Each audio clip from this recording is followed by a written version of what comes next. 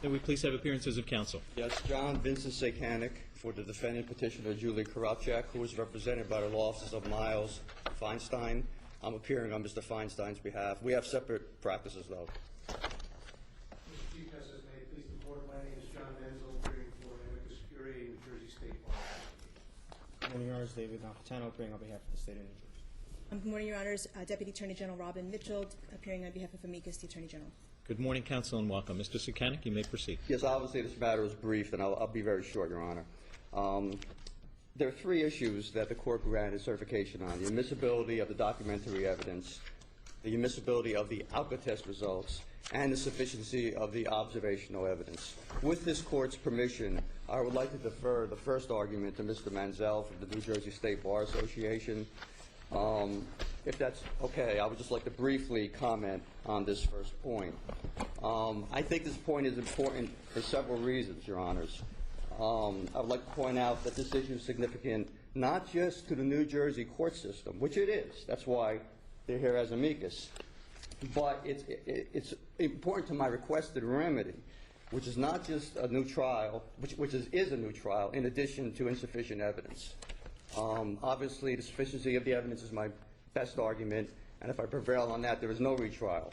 But my argument is that this first point tainted this trial in the Garfield Municipal Court to such an extent that at the very least, my client is entitled to a new trial. And there is a different judge now in Municipal Court of Garfield. His name is Giuseppe Randazzo, and he's an excellent and very fair judge.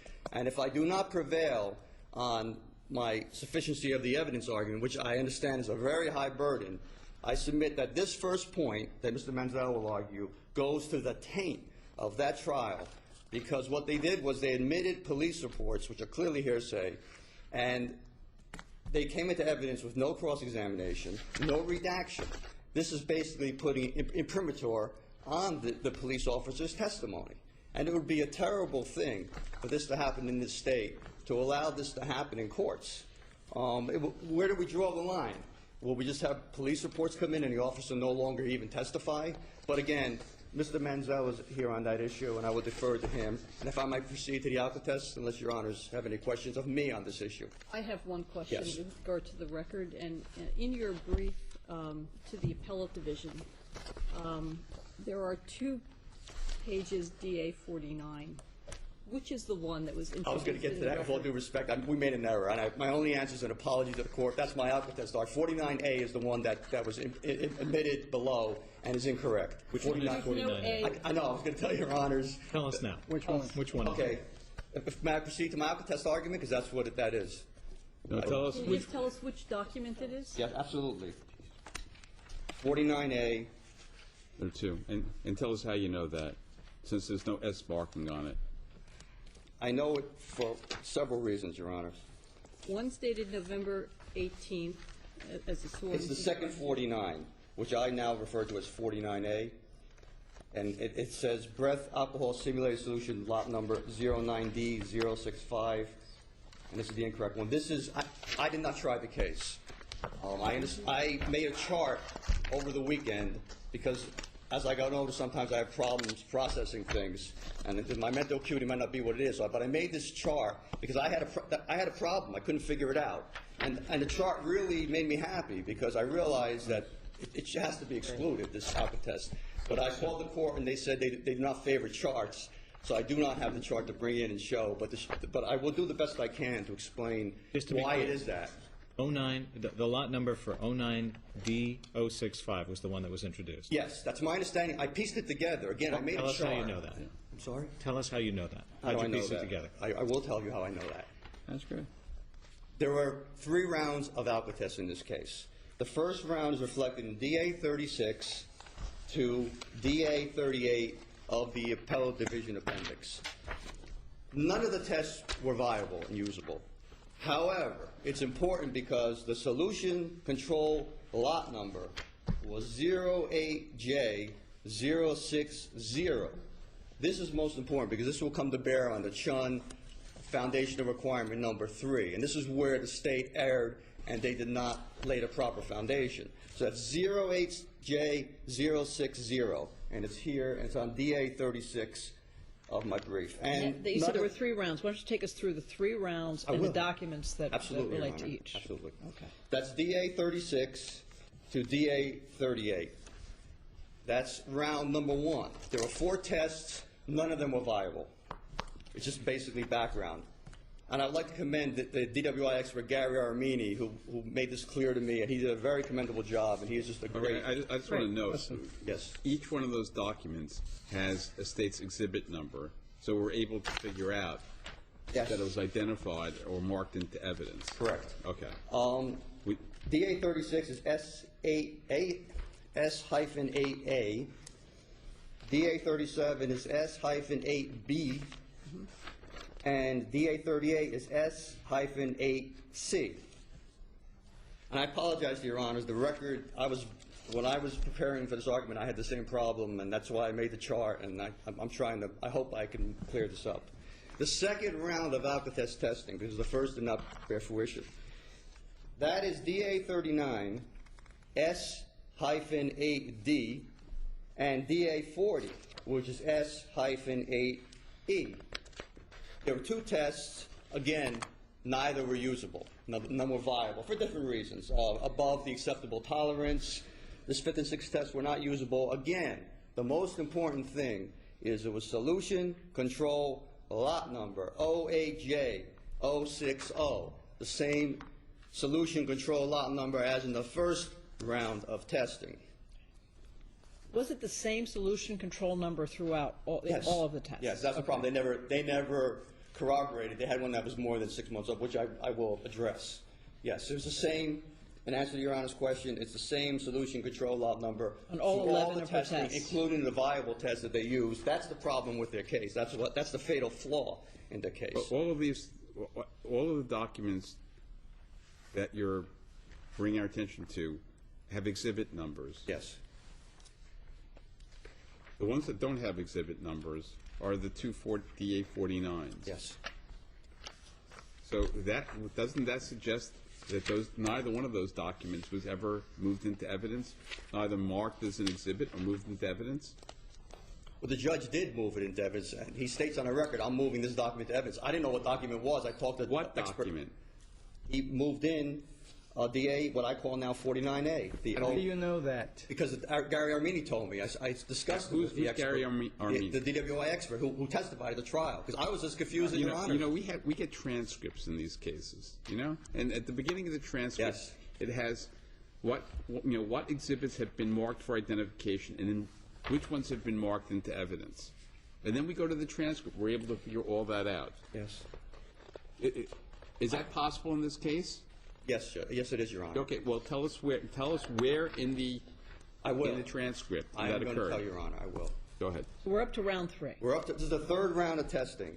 Solution control lot number 08J060, same one.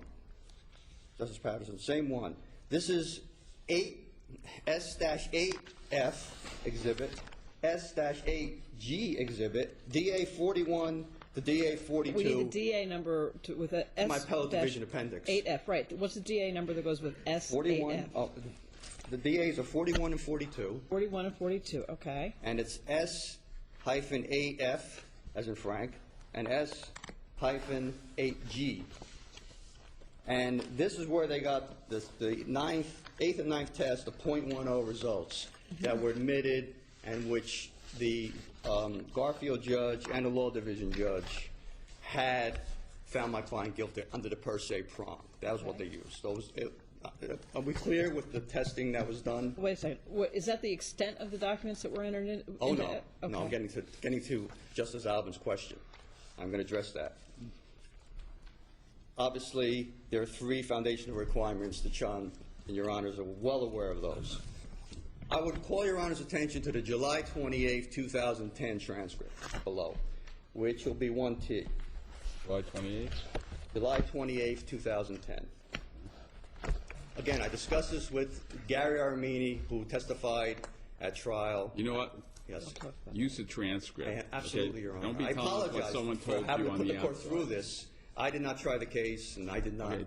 Look at the tell us where in the evidence. We can't rely on anything that an expert told you. I understand that. in fairness to Mr. Feinstein, he did object to this being omitted. But here on page 8, line 10 and 11, this is the court. I already marked that. This is S12. It is a certificate of analysis of the breath alcohol simulator solution. Okay? Now, this has to be 09D065. Again, I know I could not figure it out. DWI expert Armini told me that's what it was. That tells what Mr. And I Armini understand. told It makes sense that that's what it is. And I think the State will concede. Please, counsel, if you would, tell us what the transcript says, without a shading that someone, a Yes. hearsay statement by an expert who's not part of this record. Go ahead. I already marked that. This is S12. It is a certificate of analysis of the breath alcohol simulator solution. That's it. That's all he says about So it. that could apply to either. Correct. Is there anything in the transcript that tells us which? I would say no. I read the transcript. I made my chart. No. However, if I may, the State Attorney General did an amicus brief. They're conceding it was the wrong one. In footnote 7, on page 20 of their brief, although the prosecutor introduced the correct calibrating unit new standard solution reported evidence, which I disagree with, the correct certificate of analysis for the 0.10 simulated solution does not appear to have been entered into evidence. Okay, so you have a concession that there wasn't Yes. one of the foundational documents. Can you just explain one thing to me? Why isn't S12 anywhere to be found? Like, this fell off. The dog ate it? I didn't. Well, I have a dog. She wouldn't eat that, Judge. She's the most spoiled dog there is, Your Honor. I'm not using a dog defense. We don't know why this particular certificate, this critical foundation document, everything else is marked as an exhibit, but we don't have, neither one of these has been marked. My only answer is an apology. I did not do the trial. I was not the judge. I'm criticizing the judge who was there. I will say this, Your Honors, that the appellate division did agree with me because they say in their opinion, and this is on page 12 of the appellate division opinion, in this case, the State does not argue that it entered into evidence the certificate of analysis for solution control lot 08J060. It's right there. The appellate division ruled on it. Can I ask you a question? Yes. At the end of the trial, who took possession of the exhibits? I'm guessing. I was not there.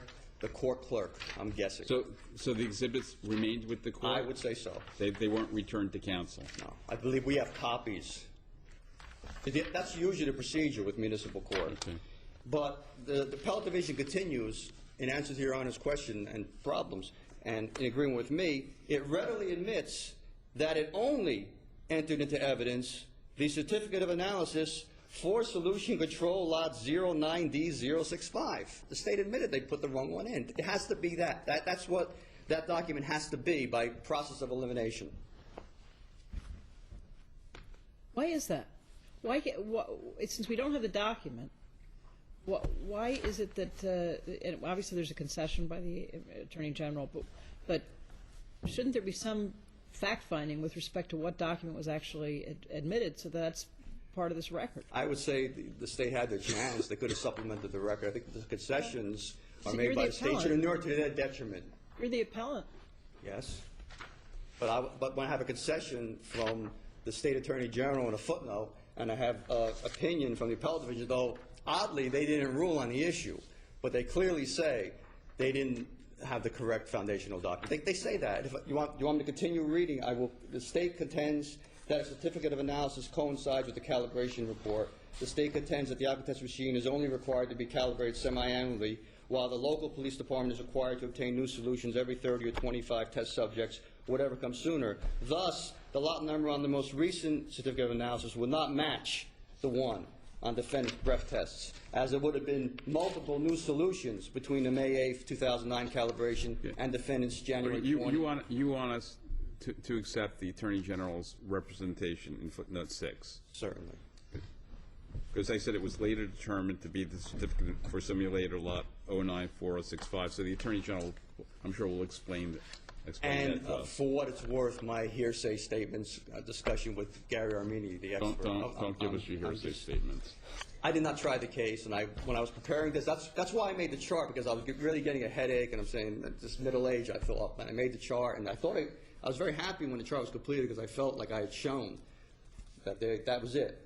But again, proof.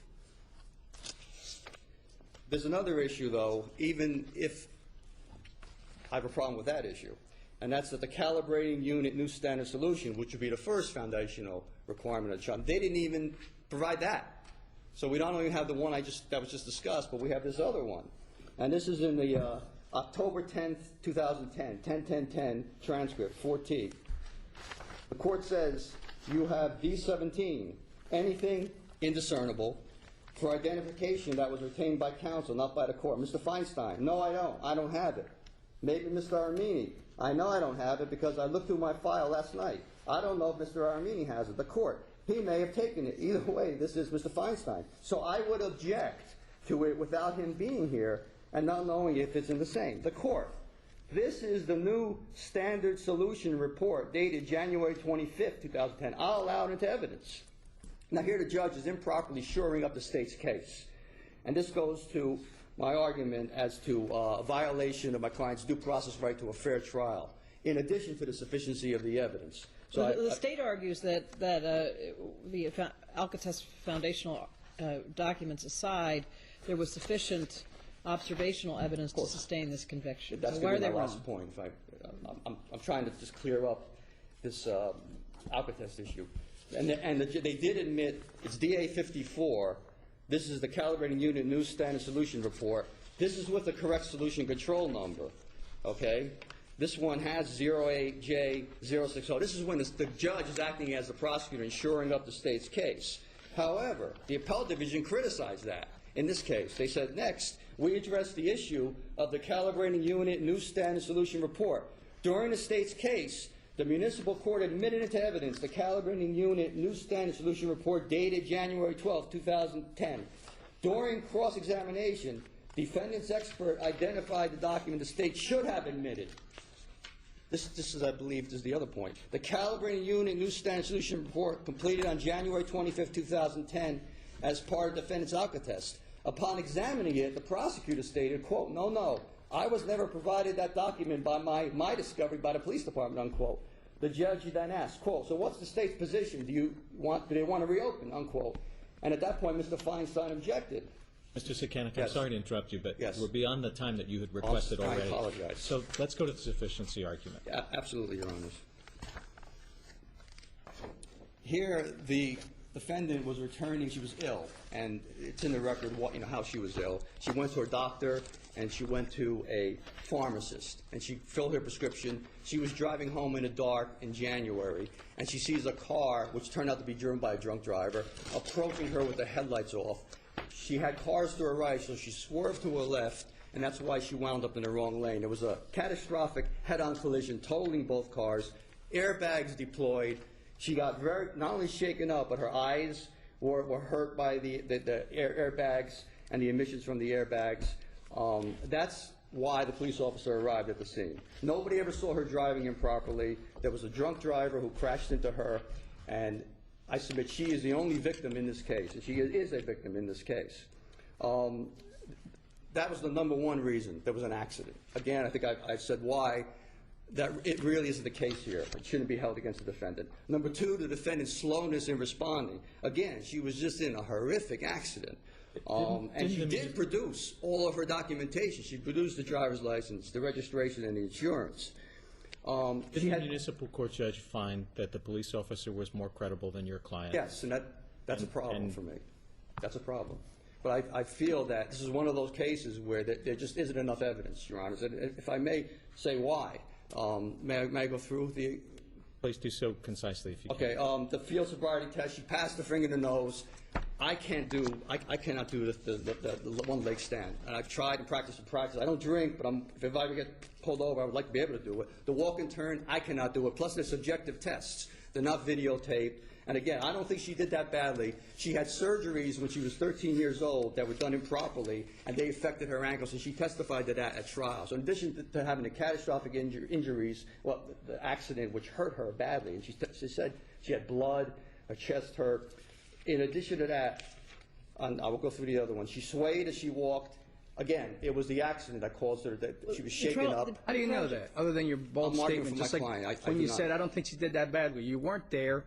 You weren't a witness. So from where do you derive the knowledge that you don't think she did that She badly? testified. What on the record? She testified under oath. So do you want us to toss the judge who witnessed this testimony's conclusion, his credibility findings, and Absolutely. substitute what? My arguments, Your Honor.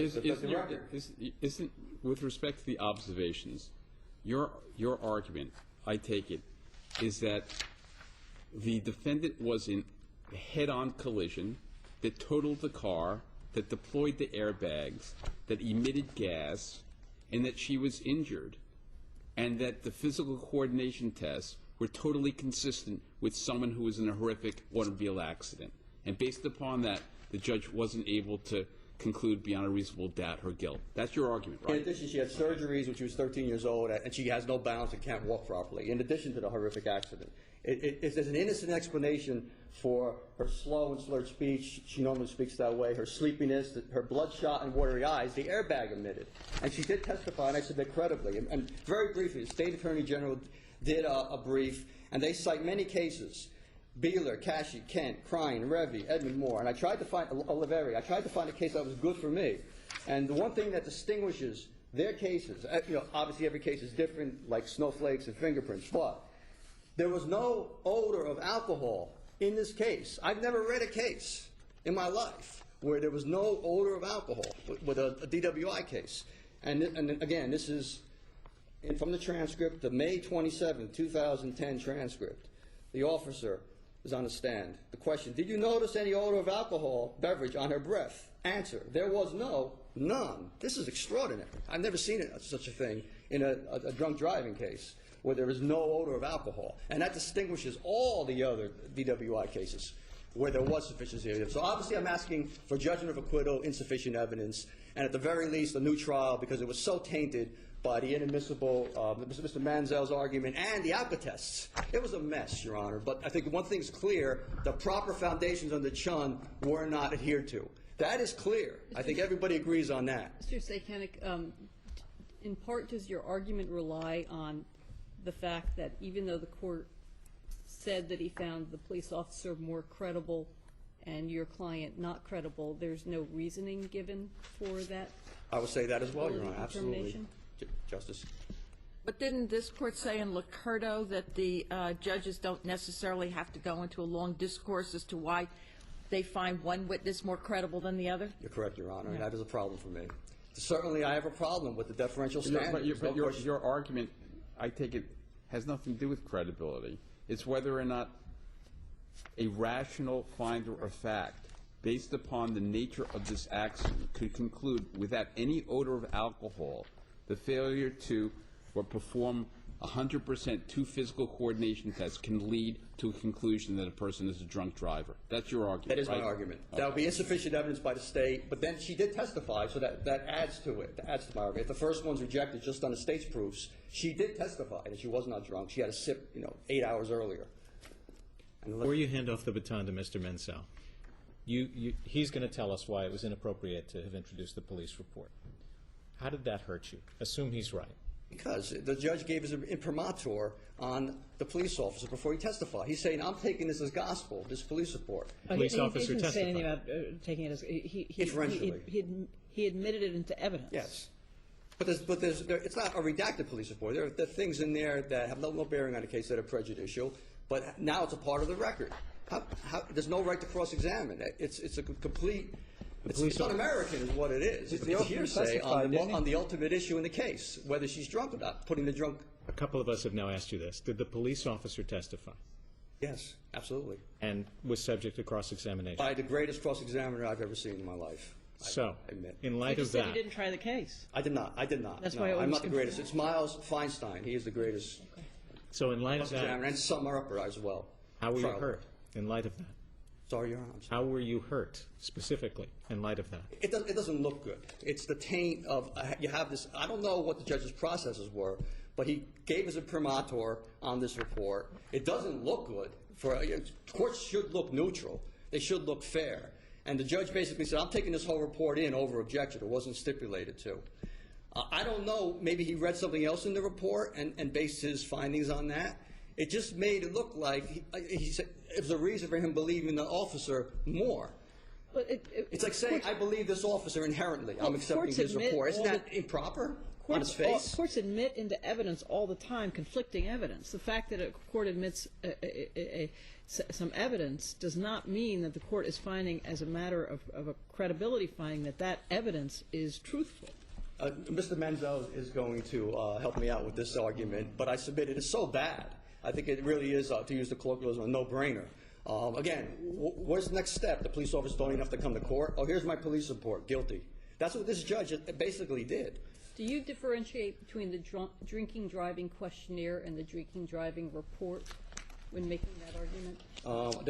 They both should not have been put in. Absolutely. Where's the narrative in the DDQ? I think the narrative, again, that was one of those things that the record wasn't clear. I believe the narrative did go in. I believe so. It's not clear, again. Justice Lebecki's question is, where's the narrative in the second document? In the DDQ, which is basically, check off the box kind of forms. I thought that went in. I thought it did. I was not at the trial, and I was not the court clerk. I'm not sure what went in and what didn't. I thought it had gone in. According to the transcript, it went in. Yeah. Yeah, I thought it did. No, I think the question is a little bit different. The question is, where is the narrative? You mean it's not in the appendix? No. There is no narrative. Where's the narrative language in that document that's troubling for you? Is there narrative? I have it. So you want me to take time now I will find it and give it to the court. I do have it. But we have the here. document. We have it. We have the documents. The issue is whether the DDQ contains narrative by the police I officer. believe it does. Yes. One of the reports. Let's start with the DDR. Yes. That has a narrative on the second page, a long single-space description of what the police officer had to say. Right. Is there a similar narrative for the DDQ? I would have to read the document. I have to find it and read it. I apologize. It does have a provision for remarks, and then it says, see DWI report for incident details. So is that referring to the DDR? Oh, here's the DDQ. I'm sorry. The DDQ. The question is, does it have narrative in it? Or is it just the one page? That's DA 29. The DDQ. It looks like it's just. It's just S2? S2. S1's the DDQ that I have. S2, I apologize. S2 is the DDQ questionnaire. How many pages is it? One, it looks like. And there's no narrative there, Has right? medical, are you taking questioning? Does it have a Miranda, no. narrative? No. No. So there's no narrative. It says, it references the DWI report for the details. Right, so your beef is with the DDR. Yes. Okay. I believe Mr. Menzel's beef is with both, but he will tell you why. Let's hear from Mr. Menzel. Thank you, Your Honors. I apologize for this record.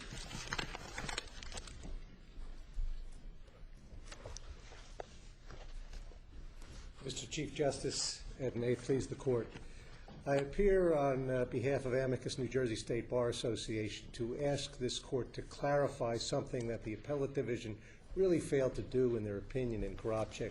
Firstly, with regard to the foundation necessary for admission of the Alcotest results, and secondly, with the improper admission of the DDQ and DDR, which this Court has referred to. All we ask with regard to foundational requirements for the Alcotest is that this Court merely restate the obvious, which this Court set forth in paragraph 6 of its 2008 order in State v. Chun. Those documents we all know, the Alcotest operators' certification cards, the calibration record, including the linearity and control test reports, as well as the coordinator's credentials, the new standard solution report immediately preceding the alcohol influence report, which was missing in this case, as well as the simulator solution certification for the simulator solution used in the actual test. This Court might consider supplementing that with, again, something that's fairly obvious. Other documents would include, of course, the alcohol influence report itself, which contains key cross-referencing information, as well as the worksheet A or B as appropriate for the given case. That last one, while it may seem somewhat procedural, is really even more important in light of this Court's order in Chun in 2013, since the programming changes, the State's been excused from implementing those. More troubling to me, and why I let off in the brief, was the improper admission of the drinking driving report, the DDR, and the drinking driving questionnaire. Those are both narrative reports in content. And firstly, I think the rationale for admission was that they both met exceptions under the hearsay rule 803 as either a business record or government document. I respectfully suggest the analysis there was incorrect. While it's true that the officer is preparing these reports at a time when everything's fresh, and he has a duty to be fair and objective, we know, and I've put forth all the cases suggesting that law enforcement is a competitive enterprise. And I think it would be disingenuous to suggest that officers are fair and objective in everything they do. That's indeed one reason we have a fair trial system, which seems to be unfair on the surface. Proof beyond a reasonable doubt on the part of the state, absolutely no burden of proof on the defense, as well as the right to remain silent. It is necessary that these reports be excluded because the officer does have an opportunity to contemplate what he wants to say, and he has a motive to say things that are detrimental to the defense. It is that ability to contemplate and that motivation that really takes it out of the hearsay exceptions. Also, admission of these documents offends confrontation. Before we move to confrontation, weren't the documents first marked for identification? He was allowed to use them to refresh his recollection in great detail. I don't have a problem with that, Judge, but it seems clear from the opinion of the appellate division that indeed the trier of fact, Judge Daglian, saw the drinking driving reports and DDQ even before testimony was taken. And that's impermissible for a number of reasons. That's a different problem. Well, it is. You don't object to him using it to refresh his recollection and then after having testified, then moving it into evidence? Oh, I have a problem with it coming into evidence at all. Okay. I have absolutely no problem with an officer using such reports for past recollection refresh. If he had no recollection, wouldn't they come in under 803C5? I mean, as recorded recollection? Right. You know, I didn't address this in the brief, Judge, but I know this court spoke in State v. Slaughter about a similar problem in an aggravated manslaughter case, and there it was deemed to be prejudicial error, even though the lower courts had found it not to be beyond a reasonable doubt. There's no one set the foundation for past recollection recorded. That's true. You'd have to go through a whole bunch of hoops to get there. Absolutely, And that's I not agree. the case. But to address Justice, But if they did, why not? Addressing, if he said, look, a week after this occurred, I got into an accident, okay? But let me tell you, and then he goes through, you know, whenever these reports are done, I do it immediately afterwards. I only write down what I observed, and everything is correct. Under those circumstances, why would it not be admissible? You can't cross-examine that. How do you cross-examine a statement for which the declarant is really unavailable to answer questions about it? Isn't that true of every past recollection recorded? It is, but in a criminal case, it does offend confrontation. I think Slaughter kind of The rule talks about doesn't that. distinguish between, as many evidence rules do, between criminal and civil context. It Sure. simply allows it if there's no present recollection. I'm sorry, Judge? It simply allows the document into evidence if there's no present recollection. Well, no, actually it doesn't. 803C5 says the document itself does not come in, although Only the if there's an witness is objection. permitted. If there's no objection, it comes in. You have to. That I would agree with that. You know, that's. Could you take us through 803C6 as it applies to each of the two documents, and in particularly, I think you can tell by the questioning, distinguishing between the two documents with particular attention to the DDR that does not have a narrative portion. Well, the court before mentioned that the DDQ doesn't contain a narrative. I think it was. Sorry, DDQ. I asked which answer, well, my question was going to what part of the answering of this questionnaire went to a narration by the police Well, officer. the entire characterization, the answers themselves, are not necessarily word for word. They may simply be summaries of the entire statement of a defendant. There may have been qualifications that were omitted. They are, in fact, narratives, and even though the officer, you know, the distinction between the DDQ and the DDR is that for the DDQ, the officer is supposedly writing the report contemporaneously with the declaration by the defendant, whereas with the DDR, it's usually sometime within a short period of time following the event, and the officer's reconstructing the entire event in his mind. But nonetheless, they are both narrative reports. Why isn't is the DDQ any different from a medical intake form that is routinely admitted under 803C6? Well, again, look at the rationale for the admission of a medical report. There, the primary purpose is treatment of a condition. The objective there is to help the defendant get better. In this context, it's a law enforcement officer speaking with a defendant, and again, it's the law enforcement who, while we want them all to be fair and perfect, are human beings. And we'll have some motivation to shade it a little bit. Let's or maybe focus on the leave out elements. things. I'm sorry. Let's focus on the elements of the business records exception, because the business records exception does not differentiate between people recording who may have a particular reason to record in a less than objective way and others. It simply provides for elements under which the document may be admitted or not admitted, as the case may be. Well, respectfully, I believe the context, in the quasi-criminal context, there is a big difference. Because we are dealing with the competitive enterprise of law enforcement, the normal rationale for admitting a business record doesn't really apply. These are also in forget about competitive. These are prepared in anticipation of litigation. That's Every one absolutely of true. these. And it ties in with the idea of the competitive enterprise, because this is in preparation for prosecution of a particular individual, whereas most business records are usually recording transactions or things that happen on a routine basis. Are you arguing for an exception to the business records exception to the hearsay rule that would exclude all police-generated records as a category? I don't know if that's a proper statement of it, Judge, because, again, business records contemplate routine things. I don't think I'm asking for an expansion of evidence law at all. The hallmark of proper admissibility of a business record is the lack of a motive to shade it and the objectiveness of the observation and the recency of it. The problem with police reports is that it doesn't meet that last requirement. We didn't even let the certificate come in Simbara. That was from a laboratory. Right, which is very routine. I mean, you're thinking this is a chemist who's doing thousands of analyses.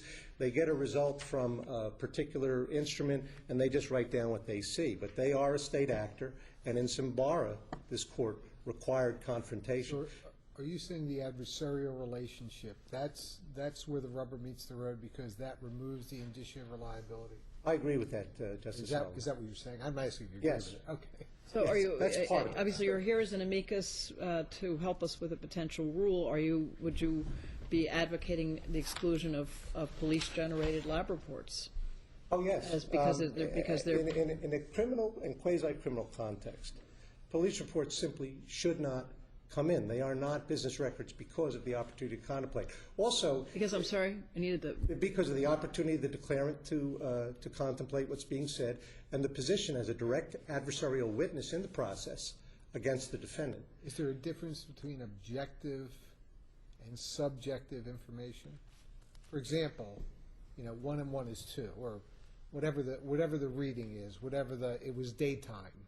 Is there a difference between that and subjective information? She looked disturbed, she looked angry, she looked unsettled.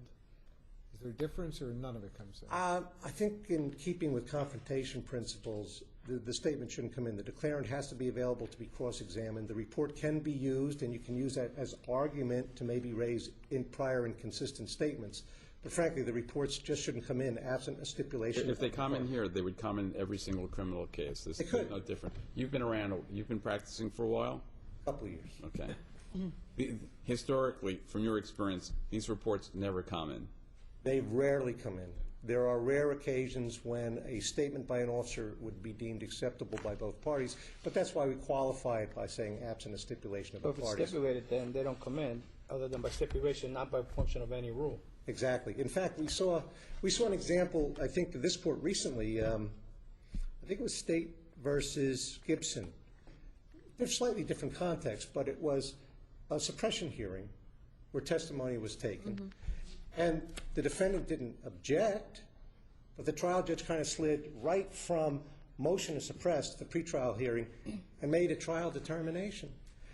And although that had been affirmed all the way up, this court reversed because even though there was no objection, it just was an improper thing to do.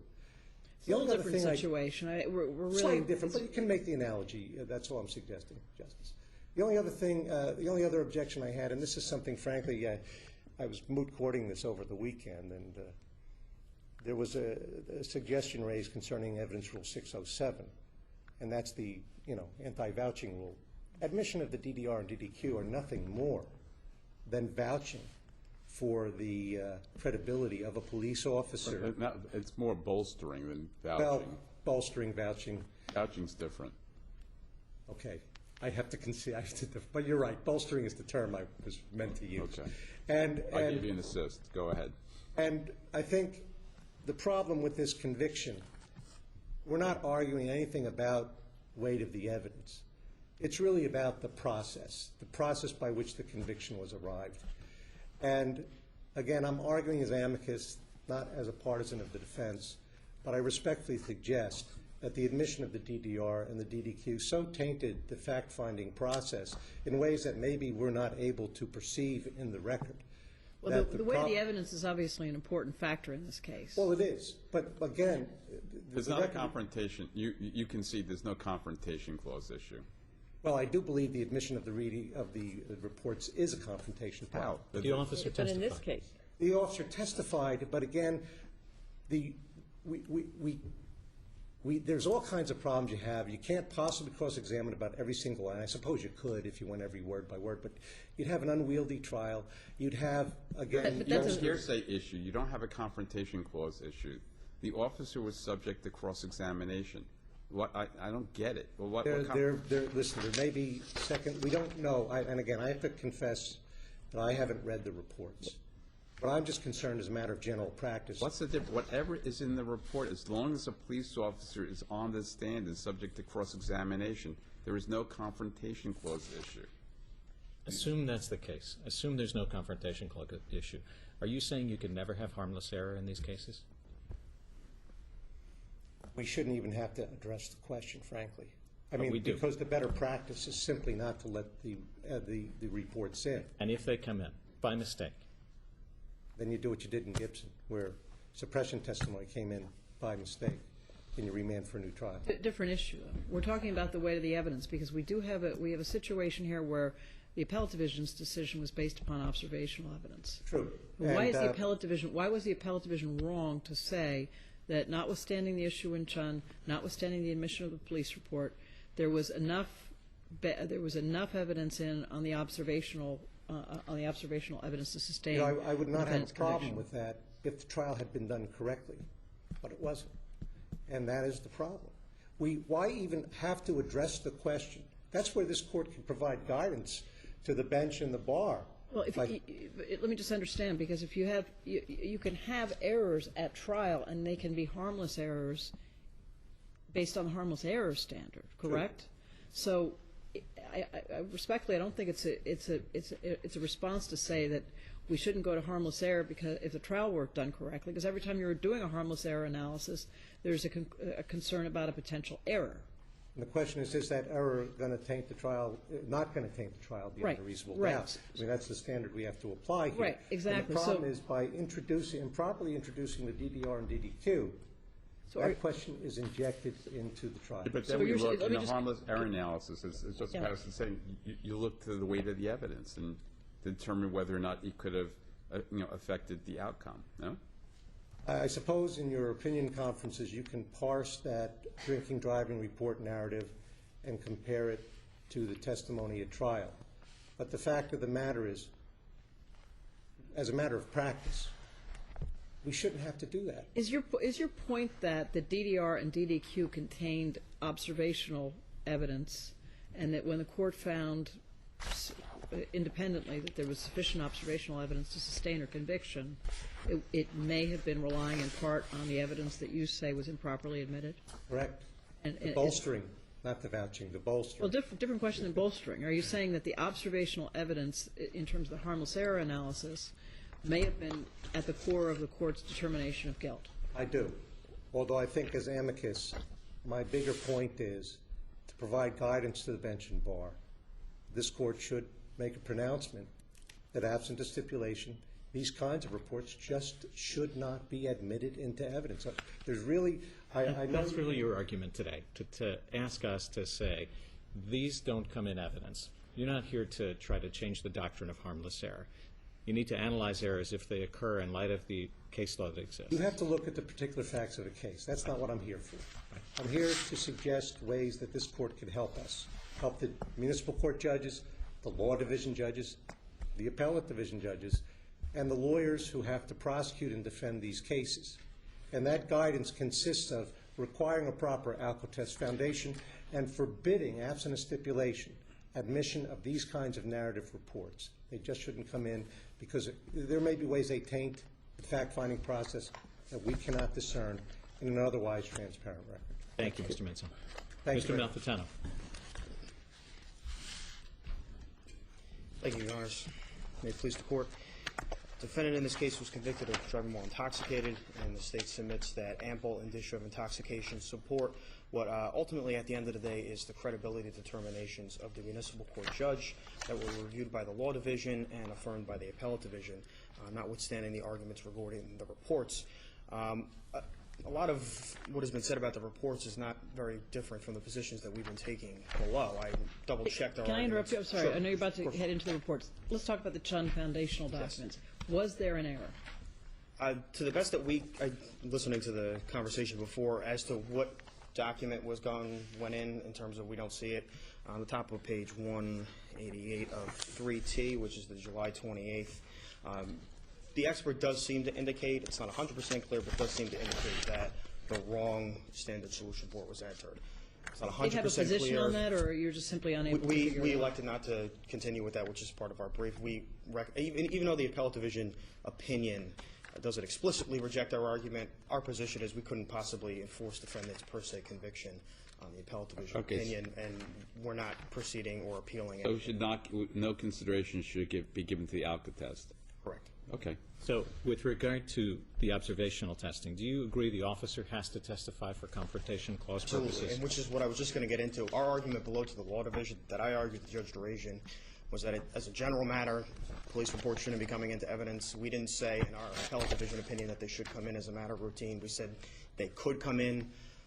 There's a rule of evidence that theoretically would permit in certain circumstances they could come in. But our argument has always been that at the end of the day, this particular report, and we recognize that police reports generally are summations of investigations that include statements, and I watch surveillance video, and there could be fingerprint analysis. It could be riddled with hearsay, testimony or hearsay, which is why, as a general proposition, they shouldn't be coming in absent the direct testimony. But this particular report, as far as I can see, certainly the questionnaire, which I think there was some question regarding the distinction, I would distinguish it between that and the narrative report, because the questionnaire is really, did you see it or did you not see it? There really is no opportunity to sort of subjectively spin the information. You either saw it or you didn't see it. As for the narrative... So if I could sure, just interrupt you with a question. The State Bar is arguing essentially for the exclusion of police reports as a general proposition. Maybe there's some exceptions out there. What category of police report, and I understand we only have 2 documents in this case, but what category of police report could possibly meet the requirements of the business records exception? I'm not sure, Your Honor. But from my just personal position, I would say that just because I can't come up with something doesn't mean there isn't a scenario. I would just not like to speak. But you're a representative of the prosecutor's office, and you can tell us that generally police reports are just not admitted into evidence. Correct, Judge. And that was the position that I argued to the law division and that we reiterated to the appellate division. We were not looking for some sort of wide-sweeping rule that generally lets police reports to come in, and nor were we ever arguing that the manner procedurally here was best practices that should be followed. So focusing on the DDR for a second, the one that has the long narrative on the second page. We appreciate the candor and your position as to whether that should come in ordinarily as what? As a matter of course, no. I'm just simply saying that there could be circumstances where it could come in. And in this particular circumstance, if you look what actually happened here and you look at what the judge relied upon, there's no indication in his decision. He repeatedly cites the testimony of the officers that he was relying on the report in lieu of testimony that was given, or was relying on something in the report that wasn't ultimately testified to. But you would agree that the DDR does address the issue of observational evidence that was the basis upon which. And if the officer that had authored that report had not testified, that's obviously a different issue. Understand, And those had would he be an mentioned evidentiary issue, something, but it would be a confrontation issue. But let's talk about the evidence on observational on observations of intoxication that was admitted before this municipal court judge consisted of the officer's testimony, the DDR, and the DDQ. Am I right about that? correct. Nothing else. Not that I'm aware.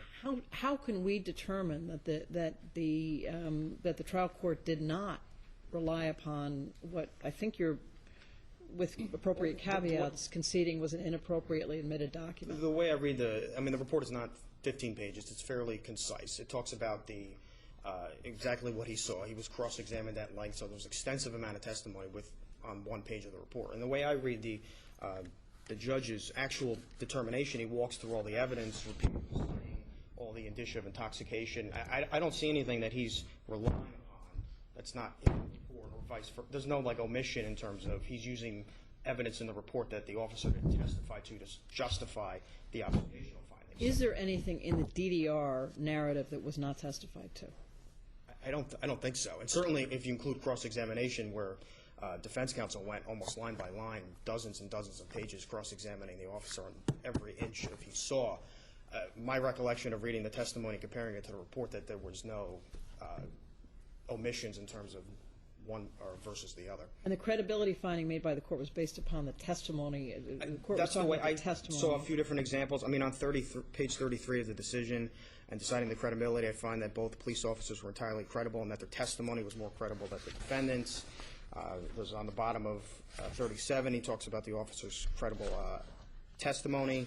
On the top of page 38, again, the officer's testimony, there was that she was walking the line in all other respects but could not pass the 2 tests. So he's clearly relying on testimony as opposed to, he doesn't say, the report says on page 3 and the officer didn't testify about it. Okay, so assume that the officer is credible, except that where is there sufficient credible evidence based upon his observations that this young lady who was in a head-on collision with airbags deployed, with facial injuries, cuts in her mouth, where is there, and no odor of alcohol at all being emitted, and with their evidence that the opposing driver was under the influence, where is there evidence beyond reason, that based on sheer observations that she was operating under the influence?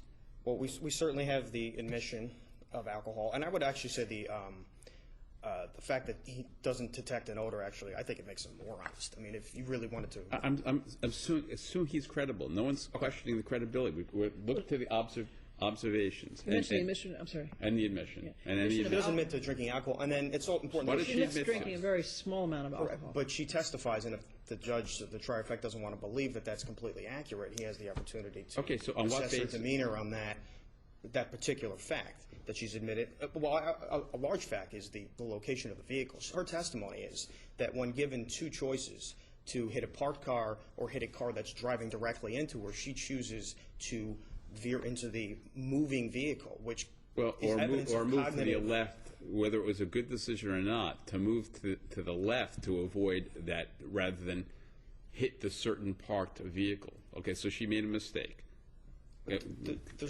Tell us what. Okay, go ahead. There's nothing wrong with the trier of fact rejecting her explanations and taking all the factors in the aggregate. But just because she made an error in judgment as to how to avoid a vehicle that she said was coming over into her line of traffic, how does that support a finding of intoxication? In and of itself, it may not. But again, we're looking at, I count a dozen or so. Are you saying he rejected her explanation and looked at the other totality of the evidence and determined that that was incorrect? Correct. I mean, that's one particular. She was intoxicated? Correct. What's the evidence? Well, he as for the indicia listed was the location of the vehicle, producing the credentials, failing the What about the credentials? the manner in which she produced the credentials. You can see that this woman was in a total accident with the airbags deployed. Correct. You can see that she suffered injury, that anyone would have suffered injury from that? There's no dispute she suffered injury, and she refused medical attention. She indicated that the excuse for failing the test was based on surgery, which there was no testimony that surgery from 10 years ago. Even if forget about the surgery, if there was nothing more than the nature of this accident, would that not alone answer, or at least suggest, every observation that was made by this police officer? One, I would say the location of the vehicles. I'm not sure how. Put aside the location of the vehicle. Every other observation, is that not totally explainable by the nature of the accident? I haven't been in a major motor vehicle. I don't know if there's there's certainly no testimony as to what is and what isn't consistent with being in a head-on collision as to slurring speech, complexion issues, admission to drinking alcohol, and the location of the vehicle. All are indicia of intoxication. She had bloodshot eyes? Correct. Watery eyes? And perhaps with testimony that could be consistent with being in a head-on accident, but certainly none of that is in the record as to... And yet during the cross-examination by Weinstein, he brought out that she wasn't falling, she had no ability, she wasn't unable to walk, she wasn't shouting or rambling. He goes through the whole thing about all those other things. All you have is, sagging at the knees, a little swaying after an accident like this, and that is going to be the basis beyond a reasonable doubt that someone was driving under the influence? All the ones that I see are as I list them, are the location of the vehicle, the slow response in producing the credentials, fails the field sobriety test, was pale in complexion. No, the field sobriety test is the what? What is that? The one-legged stand test and the walk and turn test. And that is evidence beyond a reasonable doubt that someone was driving under the influence? It certainly could be. I mean, we're talking about a dozen-plus indicia here. You're saying the entire is just correct. And if I was up here arguing one factor, obviously that's a different factual circumstance. Why don't you give us the entire list? Sure. That you're relying on? I have the location of the vehicle in the wrong lane, the slow response and slowly produced. Both vehicles in the same lane of travel? Correct. The one she hit was, my understanding, was in the correct side, and she swerved into it. Defendant fails the one-legged stand test and the walk and turn test. Sorry, because you said slow response. That was the request for the credentials? Correct. Okay. She swayed as she walked, pale complexion, slurred speech, slow speech, demeanor was sleepy, eyes are bloodshot and watery, and there is an admission of alcohol. And based on 10, 12-plus factors and combined with the testimony of the defendant, which was explicitly rejected. I just want to make sure I have them all down. Sure. Location of the vehicle, slow response to the request for the credentials, swayed, pale, slurred speech, slow speech. I'm not sure there's a distinction, but whatever. That's eyes, bloodshot, field sobriety test failed, and that's the two tests. And there were at least 20, at least, from what I can see, probably 20 boxes that he didn't check off. Correct. That she wasn't staggering, grasping for support, falling. She didn't have a problem walking. Her demeanor was perfect. And these are all resisting. things that were testified to and observed by the trier of fact, and we submit that in weighing it, he made a correct credibility determination. May I just ask you, if a trial court hears the testimony of the police officer with respect to these physical manifestations, and then hears from the defendant that she has medical conditions or a history of surgery that in various ways could have contributed, she argues, for that, is there can the state's burden be met without expert testimony? That it would indicate that, no, this type of slurred speech is not a result of X medical condition? I think it's already been accepted that these factors are the indicia of intoxication unless established otherwise. Absent an accident, that's the question Justice Patterson is saying. Absent an accident of this nature. Or injuries of some kind. Right. Or injuries of some kind. Should the court be hearing from an expert if there is a suggestion that or there's testimony to the effect that each of these physical indicia was a result of either her pre-existing medical conditions or as a result of the accident. Well, on the part of the state to call an expert to determine whether she, I mean, it's kind of her defense in terms of whether she wants to establish it, whether we should, I'm not sure we should be vetting their defense. I mean, what was presented here was surgery records from 10 years ago, which she was trying to argue somehow affected. I understand the burden's on the state, but I'm not sure we should be required. Well, the surgery records, as I understand the way this case played out, we're dealing with the weakness in the knee phenomenon. Specifically with the field sobriety test. In the field sobriety Do you really think, you know what's coloring this case is his breathalyzer. Do you really think that absent an ALCA test, no physical evidence, the stuff that was thrown out, that after an accident of this type, a person would even be charged with DWI based upon these observations? You really think? Well, they certainly had probable cause to believe she was intoxicated before the alcohol test. They brought her back to the police station. After that, if the person, let's say she had completely cleared the ALCA test, do you think a police officer, based upon this, post-accident, would even charge a person with DWI? I certainly don't know. I haven't taken a poll of police officers as to. Did the defendant, to turn it kind of on its head, since you have to put the evidence forward that she was, and beyond a reasonable, established beyond a reasonable doubt that she was intoxicated, did the defendant put forward any medical evidence or testimony, admitted evidence or testimony, to substantiate that her failure of the field sobriety test was due to the accident, prior medical history, anything like that?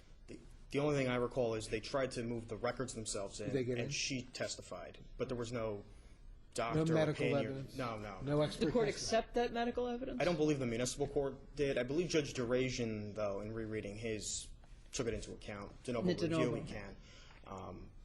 Well, how would it have been before the trial court on de novo review if it was rejected? I recall arguing this, whether he was going to permit supplementation of the record. It is de novo. He can review the whole thing. Theoretically, he can reopen if he wants to call the testimony. Nobody testified that the records showed these injuries, and this would have been the impact on the field sobriety test. Yeah, no. There was no permanent injury conclusion by an expert. The state did not present expert testimony to contradict that. No, because I don't believe any expert testimony was ever, I don't think the municipal court judge admitted anything. There really was nothing to rebut in the first instance, other than just her testimony and bringing it up.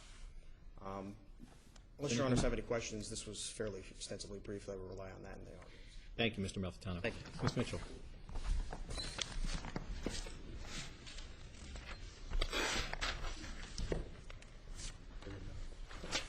Please, the court. Why don't you wait just 1 minute before you start? Sorry. We can focus entirely on your argument.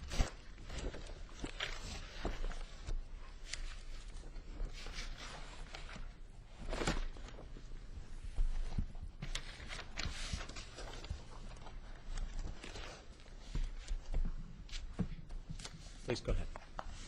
I'm primarily going to address, unless the court has other questions for me, the issue as far as the new standards solution report and the observations. If you want me to address the BBQ and the DDR, I'm happy to do that as well. But as far as the Attorney General is not here to ask the court to say we don't want to be held to entering in the foundational documents that this court held needed to be entered into in Chun. As the court is aware, in my footnote, I did say that I don't think that the proper certification of analysis was entered in. I gather that from the testimony from the defense expert. When I looked through all of the pieces of evidence that were entered in, it appears that that one, based on the defense expert, was missing. And if, given that that was probably missing, then the foundational documents to establish the reliability of the instrument were not properly introduced into evidence. I don't disagree with Mr. Menzel in that, and I'm saying that. And you're basically conceding that the alcohol test doesn't come in without the foundational documents, and therefore it was an error to admit the alcohol test in this case. Correct. So unfortunately, no, it's something that probably I think should have been able to be remedied. The prosecutor, by the defense expert, was put on notice that it was missing, and he still didn't produce it. It was a mistake. So in this case, the alcohol test readings should not be allowed into evidence. Just to address Mr. Menzel's request that the court expand what is required as far as the AIR and as far as the worksheet A and B. I would ask the court not to expand on that at this point. The foundational documents that this court looked into and held to be what was needed, I think are sufficient, and we just ask that the court reaffirm what if it's held in China as far as the That was never raised by a party in any event. No. Okay, thank you, Your Honor. As far as If the wrong foundational documents are entered, does that ever present a situation where the subsequent testimony regarding the circumstances and the observations at the scene should be allowed to be the foundation for your conviction? No, Your Honor, because 39-450 can be proven on either the per se, on the reading. I know that. I know that. The question is when erroneous ALCA-test results have come in, but you have that so now you have the ALCA-test is in, it looks as if it's per se, but the state decides, no, we also want to proceed on observation. Is that the type of situation that presents an almost too high of a barrier for a defendant to overcome? No, Your Honor, because I think, if I'm understanding your question correctly, I don't think the state shouldn't have to say, okay, we're resting our laurels on we have the instrument reading, so we're not going to proceed with evidence of observation. For this and this is a good situation. Why? As far as a judge hearing the evidence with the ALCA-test reading, we have that situation if we have a suppression hearing, for example, where the defendant moves to suppress the reading for whatever reason before trial, and the reading is suppressed. Well, that same judge is hearing the trial, but he still has seen that. The judge, as the trier of fact, because it's a bench trial, they are still presumed to be able to separate that and just be able to rely on the observational part of it. So I don't think that the state should be forced to either choose one avenue or another avenue. Isn't that where the trial judge's findings come into play in terms of identifying the basis for the conviction? Yes, Your Honor. Yes. In this case, I think there was ample evidence of the observation. Just to address your concern about the odor of alcohol, and I definitely understand why the court is. One factor. But that's one factor. The odor of alcohol should not be the determining factor, I don't think. Alcohol odor, the odor of alcohol is caused by the additives and flavorings in alcohol. Alcohol is generally an odorless. So depending on the strength of the alcohol that the person consumed, there may not be an odor of alcohol emanating from them. Conceded. We would all concede, but now you have to knock out the ALCA-test. And the question that Judge Cuff was asking, suggesting, is in that these close observational cases, is that the ALCA-test, which is later thrown out, has the capacity to influence in color the judge's view. Okay, the judge is human. Okay, so the judge is going to tend to now filter all the observations through his knowledge of the forbidden information. But the judge, that's a problem when it's a really close case, right? But a judge is supposed to be able to separate two. I understand, Judge. We're all human. But when you look at all the totality of the evidence here, this court has often held you're not supposed to look at just one piece of evidence. You're supposed to look at the totality of the observations. And there are lots of, and even though there is an accident in this case, there are other cases where the court has addressed accidents and observations. And even so, with an observation, with the accident. Those other cases, counsel suggested there has been a lot of odor of alcohol, maybe admission of a lot of drinks. Go through, with your knowledge that this was a really serious accident that set off deployed airbags, where the driver, defendant here, was obviously suffered some injuries. Tell me how these injuries are not consistent with the accident. Well, the injuries, Your Honor, first she declined medical attention. I mean, the A lot injuries, of she was people able do to that. walk You know, away you- from the accident. At what speed do airbags deploy? Do you know? I don't know, Your Honor, I'm Is sorry. it 40-ish? 10 miles an hour, 20? I don't know the answer to that, I apologize. But in this situation, the defendant was in the wrong lane of travel. I mean, she drove into a vehicle that was coming at her. Right, tell me how these observations are not consistent with a woman who's been involved in this type of accident that you know from the record. How are they not inconsistent with it? Your Honor, the fact that her knees were sagging, the fact that her speech was slow and slurred, how is that consistent with an accident? I don't know how that is consistent, or how that's more consistent with a someone concussion? being She's been impaired. whacked by an airbag. But that doesn't say how it would cause her speech to be slurred. You or how know, it's- just this morning on television, I was listening to a number of people who have been killed by the deployment of airbags. They cause injuries. Forget about the actual accident.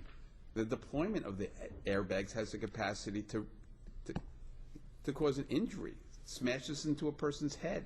Your Honor, in this situation, this defendant did not offer any explanation or proffer anything in a trial as to the airbag was the reason why she was unable to perform the field sobriety test, or why any of this was affecting her the way it was. She said that, well, she had these surgeries on her feet, which if she had the surgery on her feet, fine, but she didn't offer any evidence as to why that would affect her ability to perform the field sobriety test. It also doesn't explain how it would affect her ability to follow the directions of the officer. The field sobriety tests are not just about being able to balance properly. It's also about being able to follow the instructions. If I may, did she offered into evidence unsuccessfully the historical medical records about her previous surgeries? Yes, Did she attempt to offer into evidence any medical records pertaining to this accident or any injuries resulting from this Not accident? that I know of in the record, Your Honor. Did she testify that she'd had a concussion or some sort of No. head injury? No, she did not. She did not testify as to any of that. So the fact that that the airbag may have deployed doesn't dispel that the fact, these other indicia, all the totality of all of them. She was. I'm going to ask you the same question I asked your co-counsel. Assuming she had gone back to headquarters and she blew a 000, based upon the nature of the accident and her failure to fully, fulfill all these psycho coordination tests, do you think she would have been charged with DWI? Your Honor, I think if that had happened, I would hope that a DRE would have been called in, because you have the driving while drug impaired cases where people blow 000. There's no odor of alcohol at all. Okay, so you don't have the DRE. No, do you think she would have been charged with a DWI? Yes, I think she would have, and yes, I think she would have been charged with the DWI. I mean, you also have the defendant testified, and I wish the prosecutor had flushed this out a little bit more, but she had taken NyQuil that night. To be under the influence, the definition isn't to be so falling over drunk that you can't see straight.